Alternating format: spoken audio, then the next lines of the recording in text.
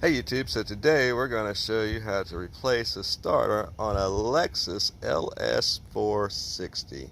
Now I will say this is an extremely nice car, but along with a nice car it does come with issues just like any other car. I'll give you an example of what we're talking about. So the starter on this particular car is has gone out, and you'll notice, maybe you can hear that. I love how this car tells you everything, tells you the doors open, everything. But when we hit the starter key,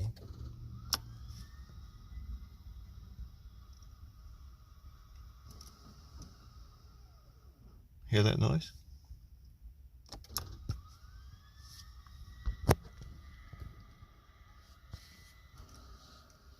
Kind of sounds like a jet engine starting up or something. Zing.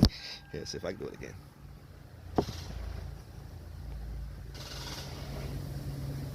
Alright, so I've worn the battery down a little bit. But anyway, you get the point. So, we're going to change the starter on this because obviously it's not working to start the car. And first thing you'll notice when you open the hood of this car is there's a lot of covers. Now, for some of you who don't work on cars, this may be intimidating. You might look at this and be like, you know what, I give up already. But these are just covers, okay? Let me find something to hold this hood up and then we'll get back to the video. But we're going to show you about these are just covers, okay? Alright, so now that we have our prop rod here, our first step is to basically lift up. Boom. Covers. Alright. Now, okay. Now it's going to be hard for me to film and talk about all this stuff at the same time, so we're going to film some, talk some, film some, talk some. This does look a little intimidating to people that haven't done this before, but trust me, it's not that bad, especially once you get like the covers and stuff off. It'll start looking more and more like a regular motor. Alright, so also, for those of you who ask, why does this say Toyota and this is a Lexus? It's because Toyota owns Lexus. Alright, so please don't leave that in the comment. You know, that it's pretty much common knowledge now. Alright, but the first thing we're going to do is we're going to start by removing the air filter covers.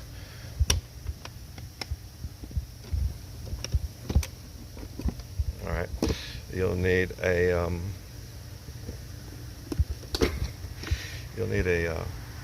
Phillips head screwdriver for there to disconnect the pipe here, and you'll need the Phillips head screwdriver for there to disconnect the pipe there.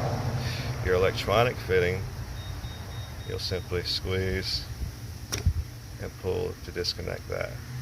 Alright, now once you unscrew this bolt here, this piece will lift up and out of there. You see all those bugs and stuff in there? We're going to clean that out before we put this car back together, so we'll go over that as well. Alright, we're going to do the same thing for the other side.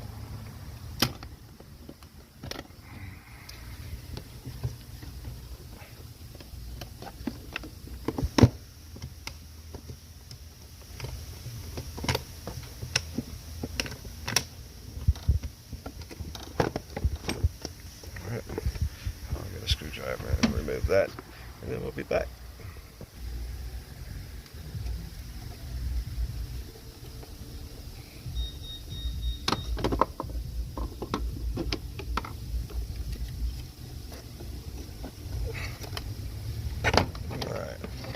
Sit that there.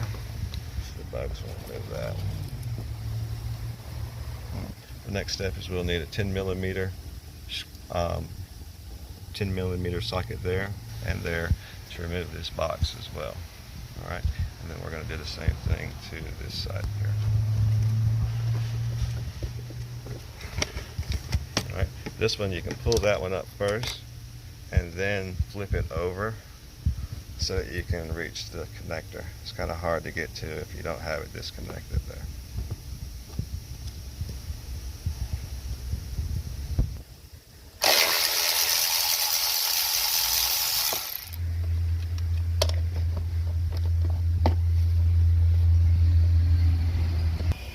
After you remove those two screws, you'll notice that it's still kind of a little taut right there. So what it is just a little snap-on. So what you do is you just lift up right there, okay? And then once you lift up, you can pull that on up, like so. Make sure you don't lose your screws, okay? And then this piece will disconnect here, okay? Pull that little tab over, and then you can pull these two pieces. You can pull this piece and this piece apart. Okay, after you have this disconnected, after you pull those two pieces disconnected, you'll be exposed to the valve cover on this side. So after we have these covers removed, we're going to remove the side covers here. You'll notice that these covers have these tabs in them. A good tool to use to take those tabs out is, something like this. This is actually used for taking a door panel off, but they work well for this because you can get down up under that thing, up under that tab, and you can turn it like so and pry it and pick it up. Now I do have another tool which is like a pair of pliers that goes down there, and they're specially designed. They'll grip it and pull it up. But either way, you get the point. If you don't have that special tool, you can get one of those tools. This tool is great also for pulling door panels off because it goes in behind the door and then you just pop it forward for the type that pop off. Alright, so after we remove those tabs, then of course all these panels will come loose. There's one there. Now we'll have to remove my prop rod in order to get this panel off. I'm going to remove the panels and I'll come back and film more. Alright, so we have the side panel off. Now for the front panel, what you'll do is you'll lift up actually on it to remove that one. And you'll have two bolts here, 10mm here, 10mm here, to remove this piece as well. Then get the wrench.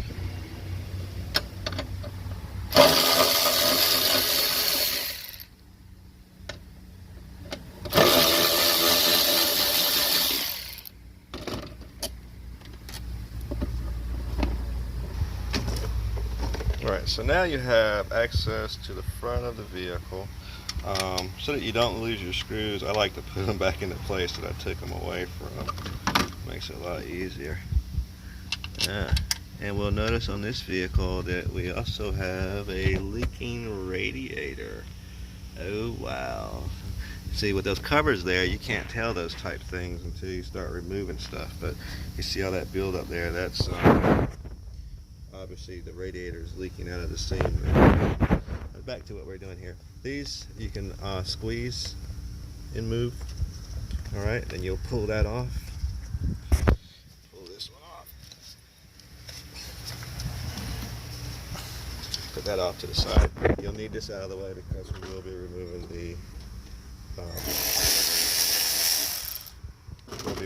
the alternator.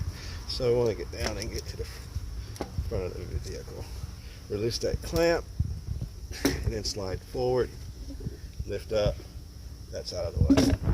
Okay, so now you can see that you're down to your belt as well as the alternator, which actually has to come off too because the starter is located down on this side but back behind all that stuff.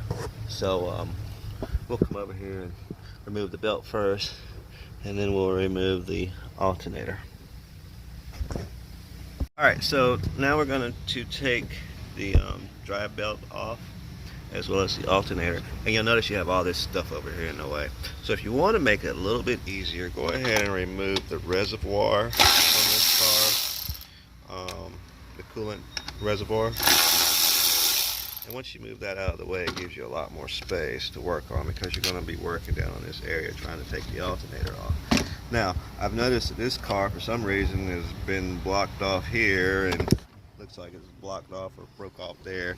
Probably somebody's attempted trying to fix that, but anyway, we're going to move that out, and look how much open that space is.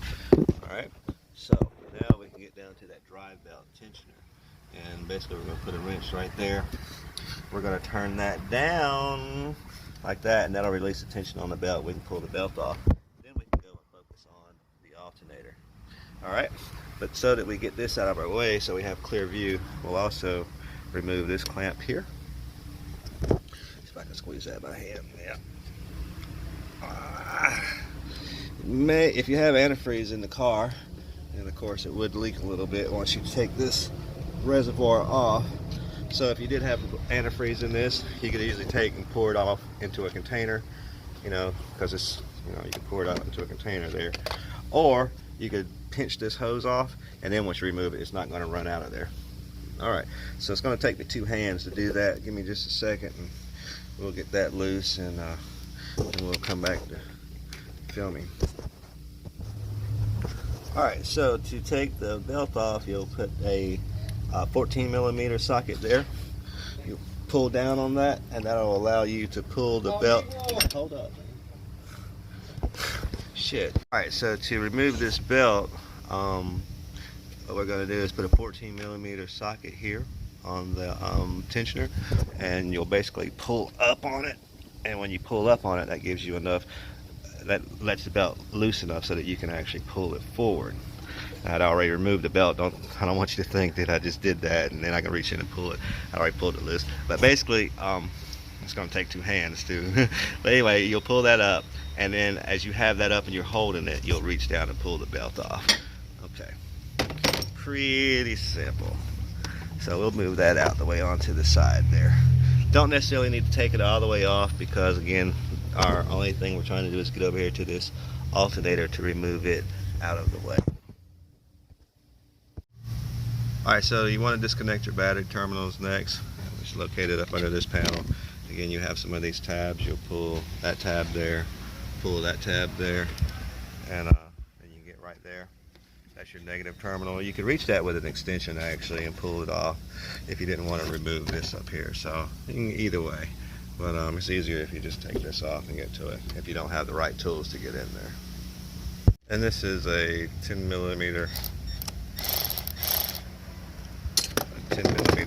socket there. You can disconnect that.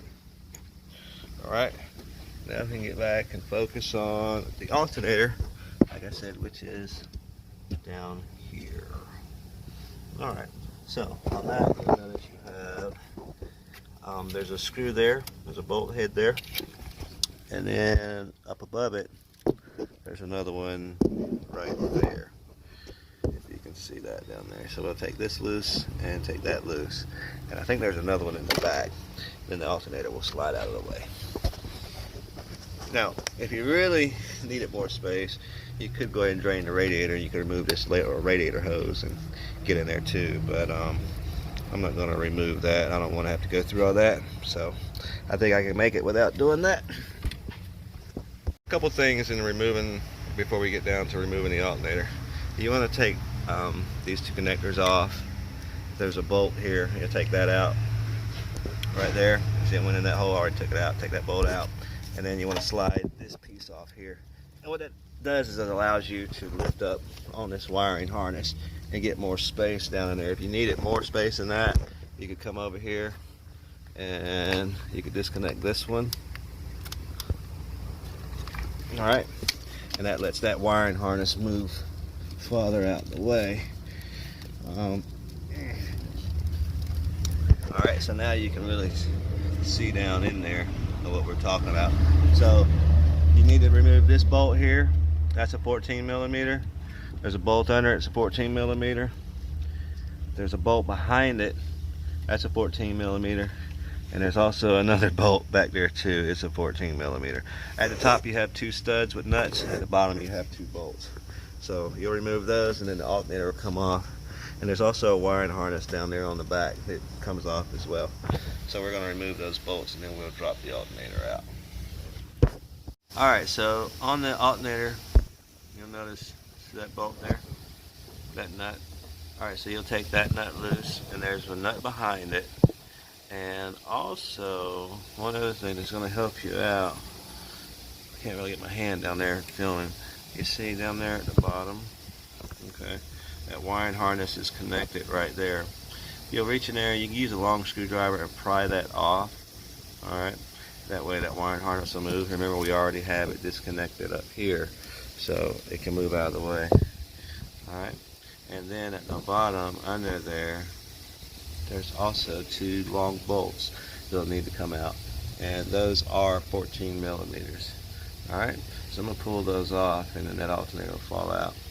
And I can't pull them out and videotape this at the same time, so we'll take it out, and then we'll be right back.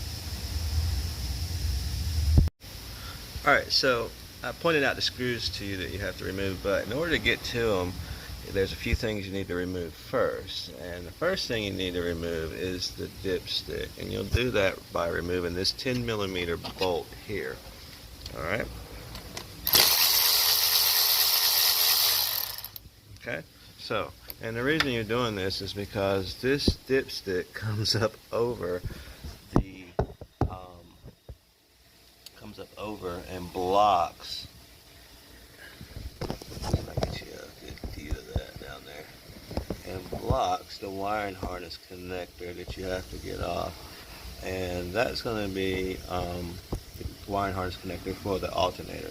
So you'll need to remove that bolt there. We need to move that. That way you can get to that bolt there. Which is right in there. Alright, and that's going to be a 12 millimeter socket. So, alright, now with the dipstick, you can actually move it out the way. You can, move it up and down now that you have that bolt out. We're eventually going to take this out the way totally. Alright, once you remove the 12 millimeter nut down there that's holding the battery cable onto the alternator, you'll be able to move the wiring harness. See that? It comes right up off of there. Okay. And then you can move the wiring harness up out of the way. And now you'll have better access to those bolts down there. Alright. Let's get you a little light on that. You see those two bolts there? Alright. There's two of them on the top. And then there's two of them on the bottom. Can't really get the light down on that. There's two of them on the bottom. There's one there, and there's one back there. I think you can see the head of it right there. Alright, those are 14 millimeter bolts. So now you can remove those, and the alternator will just fall off in your hand. I recommend taking the bottom ones out first. It's just easier to do it that way. One other thing that you'll need to take off before you remove the alternator is this wiring harness here. You see, you'll take this nut off there. That's a 13 millimeter, and then there's a little clip harness there. So you remove that clip there, remove that, slide that out the way. And that also will give you more access when you are turning your wrench over here on the other side. If you don't disconnect that, then you're going to have a hard time turning your wrench on the bottom. And also, if you don't disconnect it, you'll have to disconnect it anyway to get the alternator out because it's connected there.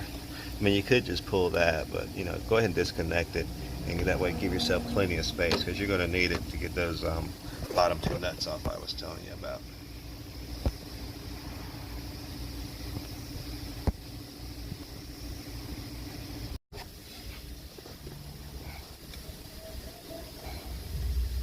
Alright, so I remove this bolt.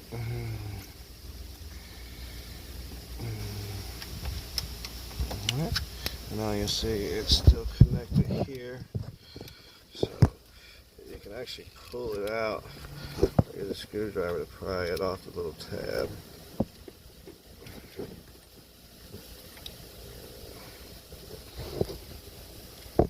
There's a little tab there.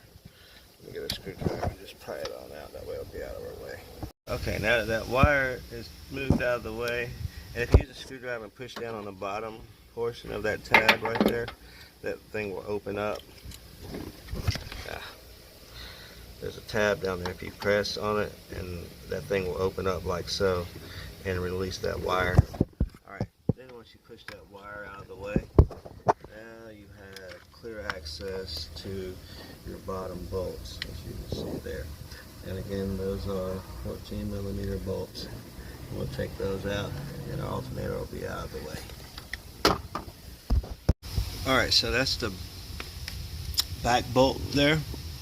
Alright, I've already broke the tension on it.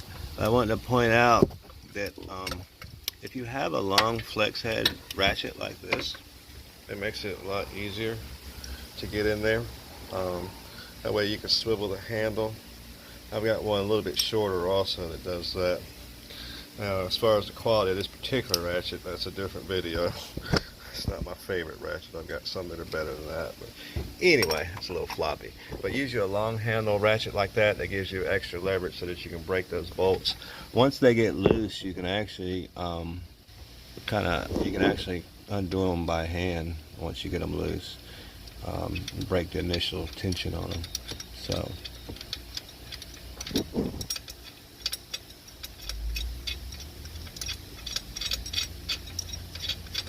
Here comes the bottom one. And the bottom ones are pretty long. Alright. So. Now you'll notice you can't pull that out, alright? So what you do is you just pull that far as you can. Alright? Leave it sitting there. Get the back one out. And then get the top. And what's going to happen is when you take the top ones out, when you take the top ones out, you'll have you'll pull out the bottom ones with the alternator. Okay, so in other words, when you put it back in there, make sure you have those bolts in there. Now you could disconnect probably the motor mount or something, lift the motor up a little bit and give you some more space to do that, but that's an extra step that you don't need to do. And you can just take it out with the alternator. Like I say, once you break the initial torque tightness, these bolts, you can actually unscrew them with your hand. Most times, you know, if not, use a small ratchet. Okay. Now you see that? The bottom one is it's the same way, so I get caught on the lower control arm. So what we'll do is we'll take the top ones off, like I said, slide the whole alternator forward that way, and then the bottom bolt, the bolts will come out with the alternator. All right, now that you have the two bolts out, let's say you just shimmy it forward. All right, make sure you don't get stuck on your wiring harness, or make sure your wiring harness isn't in the way in the back portion of it. All right, that up.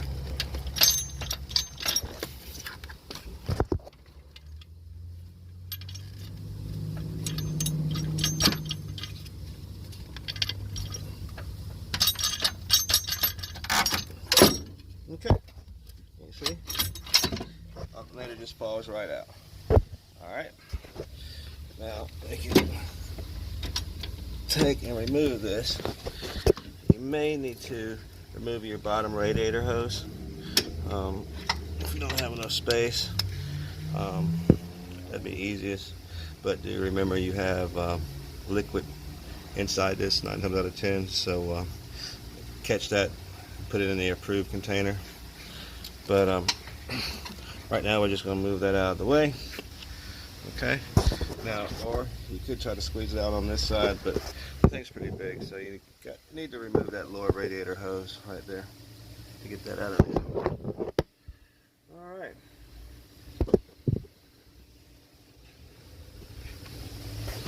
So I didn't remove the radiator hose. I kind of pulled it and squeezed it past and got it over to this point. One last step to remove this alternator is you have a wiring harness here, and if you look back here on the back side of this harness, there is a push clip. You can see that right there, that little black tab. See if I can give you another view. See that tab? See how it locks it in there? All right, so if you take and push on the end of this, all right, it should lift the lock up,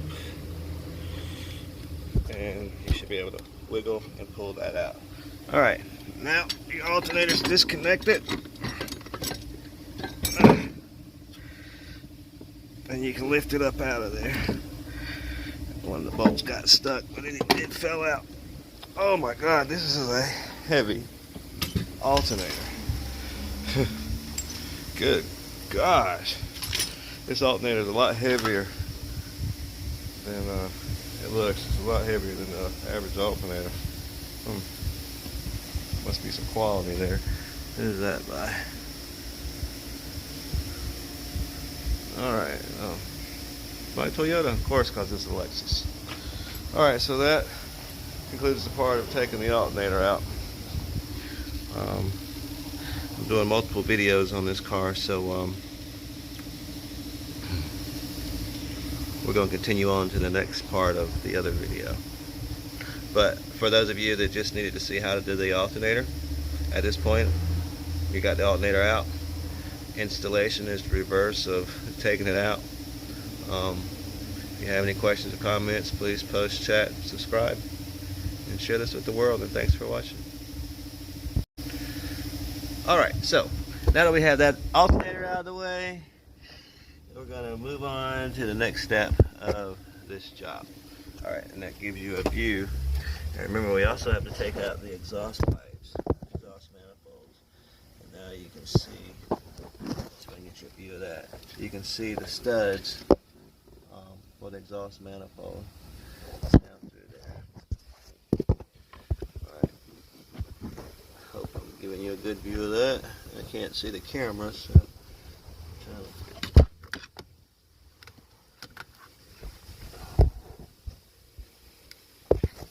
either way, we're going to raise the car up and then you can get a better view of what's going on up under there with the exhaust manifolds. Alright, now that we got the vehicle up in the air, we'll need to remove this plate here. There's a couple different size screws here. I believe these are 13s and 10s, so we're going to remove this as well as this skid plate and probably this plate here also. Alright, so we'll get that, then that'll give us access to the exhaust manifold, which is here, and the starter is located up behind that. Alright, now that you have all of the covers removed, you can clearly see your studs for your exhaust manifold. Alright, there is a heat shield on the top, so it's a little bit easier if you squeeze from the bottom and get it. Now also you'll be removing this whole piece, so you'll want to disconnect it here and here, these two nuts here, and that'll get the catalytic converter out of the way. And you can drop this piece here, and that way this pipe will fall down out of the way too. Alright, so to get to your exhaust manifold bolts, you can come down here on the bottom. You can reach those really good. You can see them really good. You have to do a little squeezing in there, but it can be done. Alright, so we're going to remove that. The starter's right here behind that. Okay, under that heat shield. Alright, so yeah, no way to get it off other than taking this exhaust manifold off. Alright, now we'll take that off and then we'll come back and continue filming. Also, you'll want to go ahead and get that dipstick on out the way. There's a 10mm bolt here on the bottom of it. So the dipstick right here, you'll take that off, and then this dipstick will lift up out of the way. You'll need to take it out anyway because it won't come out. The starter won't come out with that dipstick there. Once you take that bolt out right there, you can just lift up on this dipstick and it'll come out of the way. Alright, you can pull it down out of your way. Or if you don't want to pull it down, you can actually push it up out of the way. We're just going to sit it to the side right now. This is out of the way. Now we have access to our exhaust manifold bolts back here. There's one there too, don't forget it, you can't see that one. Alright, and then there's one inside of the two loops there too. So, alright, we'll get all that off, and also if your bolts are rusted, I would advise you to spray them down with some type of lubricant. You don't want to break these, and also you don't want to do this when the car is hot.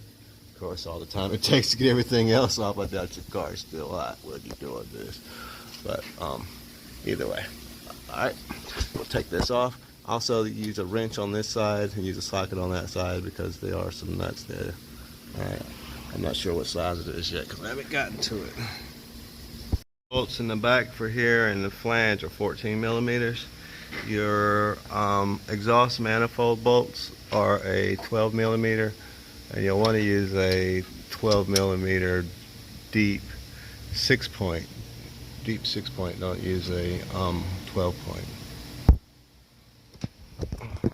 Because if you use a 12-point, you run the risk of rounding your bolts off. Use a 6-point. All right. Let me get some light on that issue. Now, before we get in there, we're going to remove this stabilizer bar. We're going to let it hang down. That way we'll have more access to get our wrench in there and be able to turn. And I believe these are going to be 14 millimeters as well. So the next step before you get into removing that is there is a suspension cross member here.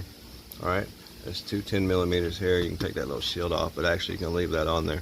These are 14 millimeter bolts. You'll take these off, and that's going to give you a whole lot of access to that in there. We'll go ahead and get that off.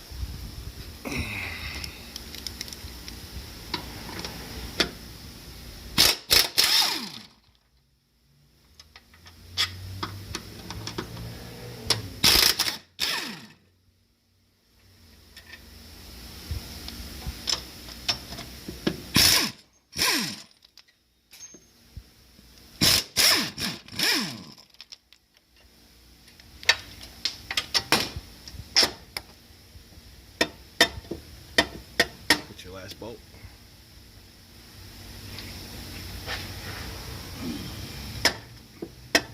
It's already loose. Just pull it out. Yeah.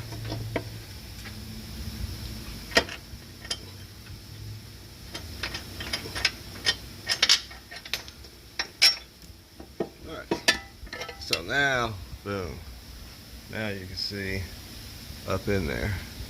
You have access. You see how much space you have in there now? Alright, so now we can work on those exhaust manifold bolts and get those out. Also, you'll need to reach up in there and disconnect that O2 sensor. It's up in there from the wiring harness. It's easier to just unplug it as opposed to try to unscrew it out of there.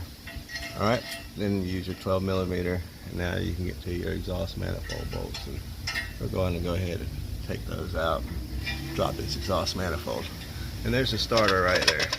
Okay, so, and the way this pipe is made, it bends into it, so that's why you can't, that's why you have to take the exhaust manifold off in order to get to the starter.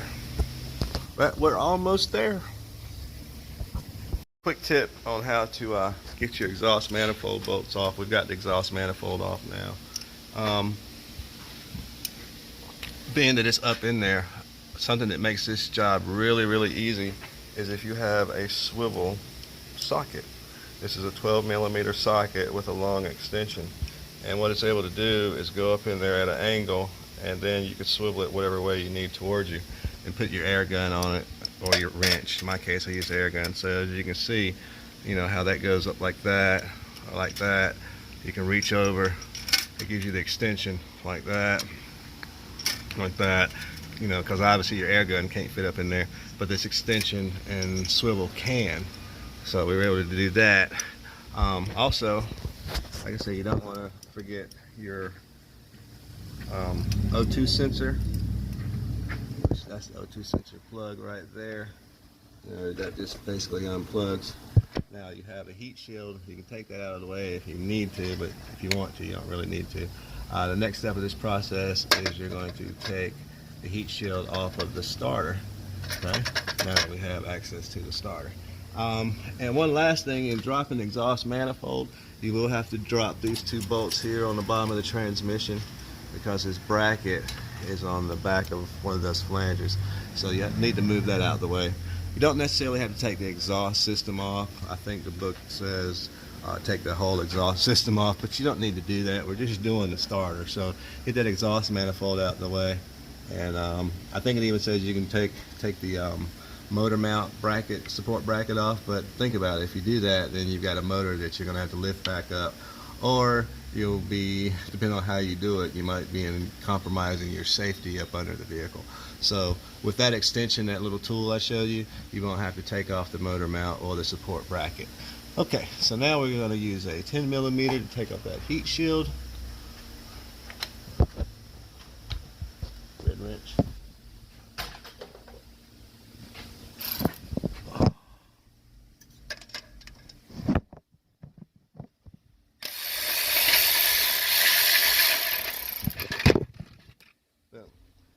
there's the starter. Okay, so there's the starter, finally.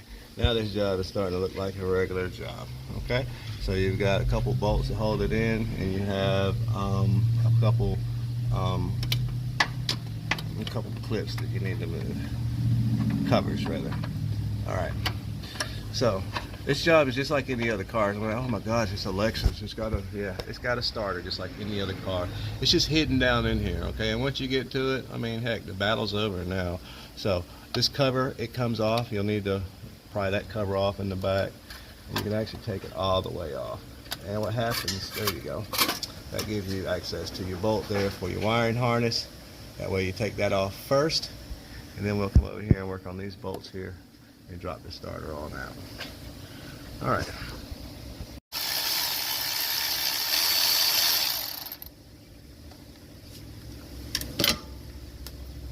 All right, once you get that nut out the way, your wiring harness will slide forward and off of there. Now some of these, if they've never been off, they will have an attachment there.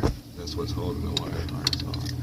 All right, you could pry it off, but you don't want to take the risk of breaking that. All right, so now you'll take these two bolts out. This bolt here, that bolt there. And also, before you move the starter, you're going to, you see that right there? If you squeeze that tab down, you can squeeze it in on both sides, and you can pull that down through there. If you can't squeeze it by hand, use some pliers, but you need to pull that little wiring harness off there. Now, you'll take it, once you get those two bolts loose, that one up there, then you'll take, you'll slide your starter out. On the back of this starter, in order to get the wiring harness, there is, if it's never been off its original factory, there is a bolt back here. It's a 10mm bolt, and you'll need to remove that nut in order to slide the wiring harness forward and get it off. Once you get that off, then you can slide the starter back a little more, and you can turn it so that you can have access to that little clip right there. All right, that's the final wiring piece there. Get that out. You might have to push in on it and pull it out. I can't really see it, so but that'll slide out right there. And if you slide the starter back far enough, and lift it up and turn it around, and you can see that piece right there, disconnected. And that's the final part of getting the starter out. Installation is the reverse of putting it back in. Although I will say you don't necessarily have to put that bolt in there on that particular piece. Just make sure it is connected there. And also get you a starter that has a warranty on it. You know, this is a lot of work to be done, and you wouldn't want to put a cheap starter on it. I know sometimes at auto parts stores, they offer cheap parts and they offer a good premium part. You know, anytime you have a high-end car and you're going to pay a lot of money to get the daggone part on, make sure you get the best part they have available. Okay? Also, in going back together, if you see like little leaks like around the exhaust system, or like for instance in this dipstick, go ahead and replace that O-ring. That way you won't have any oil leaks. And other than that, it's pretty straightforward. It goes back the reverse of how you took it off. Alright, so if you have any questions, comments, please post, chat, subscribe, and share this with the world, YouTube. And other than that, thanks for watching. And we're going to go ahead and pull this thing out of here, get this final connector disconnected, and we'll start putting it back together. I'm not going to film the assembly process of it. I mean, I'm pretty sure if you can go one direction, you can turn around and go back in the other one. Alright, until next time. Oh, also, if you have a particular car that you want to see a video on or something, hit me up. I'll be more than happy to try to oblige you on your request if the car ever comes in. Other than that, have a great, beautiful day. One other thing, that little piece I was telling you about, there's that other piece on the new starter I was telling you about. That's a 10mm nut. It needs to come off.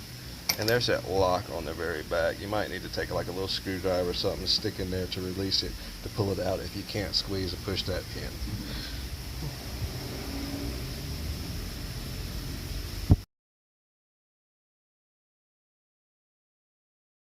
Alright, so we have everything back together.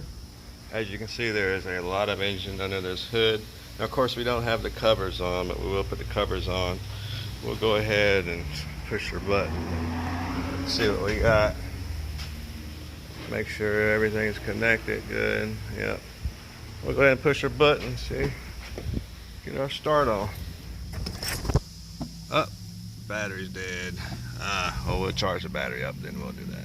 Alright, so now we have everything back together, all the covers, and as you can see, it looks quite different when you have the covers on the car as opposed to when you have all that stuff off. My battery was bad, so we had to replace the battery. Put another battery in there. Alright, so come over. Let's see what we got.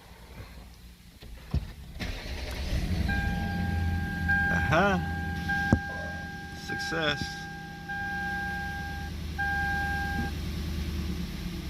Alright, one last thing note about these cars: whenever you do hook the battery back up, hook it up and then wait probably 5 minutes or so, because like the computer and stuff, there'll be a little thing up here, it'll say hard drive initializing or programming or something. I can't remember the exact word, but it'll come up and it'll say, you know, do not power off the car. But you know, let it do that before you try to start the car anytime you go to replace the battery, anything like that. Okay. Alright, so that concludes this video on this particular car. If you have any questions, comment, chat, share this with the world. Lexus LS460. It's not your average starter. The average car, you just kind of go in there and the starter's right there, easy to get to. You don't have to take all that other stuff off. So I hope this helps those of you who have the issue with this particular car. If you have any questions or comments, please post, chat, subscribe. Thank you for watching. And other than that, YouTube, have a great day. Yeah, check out those wheels on that bad boy. It's a serious ride. Leather interior. Of course, it's got all the amenities and stuff too. I know someone's going to ask me about that. Sunroof.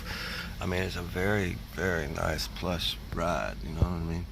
But just like any other car, it will require maintenance. Except for with these higher end cars, you got to have a mechanic that's a little bit more knowledgeable and a little bit more, that has a little more tools to get it done. Okay. Anyway, we'll chit chat later. Hope you enjoy. Have a great day.